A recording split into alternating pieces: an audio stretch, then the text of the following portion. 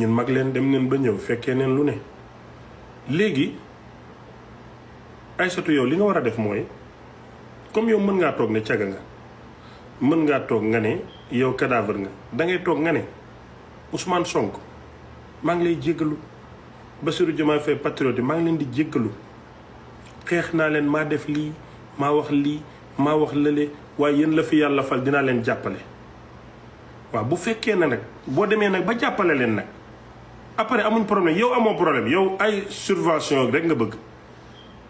ministère bële mën nga ci am 10 fii nga am 15 weer bu jot nga am 25 millions ci ñoo daan saaga ñu dimbale la su ko defee nga téye sa gémmiñ gi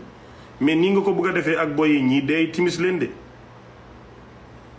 den lay toog nii seetaan la duñ la wax dara Sonko mooy toog fa mu toog woo benn procureur na ko Aïssatou Diop Fall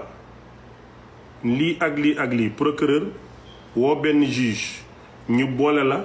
di la surveiller bis boo waxee lu jàll yoon ñu jël si la ndànk teg la ci yoon tëj la ci yoon ñoom duñ la jaay doole de parce que journaliste nga Sonko wax na leen ko ngeen dégg am naa sañ-sañ woo procureur na ko toppal ma diw da ngeen fa ne Sonko day caaxaan yéen xamu leen Sonko da ngeen koy seetaan nii rek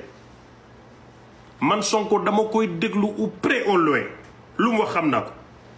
toog na bi muy xuloog Barthélémy Dias mu ne man am naa sañ-sañ woo procureur na ko toppal ma diw wax na dëgg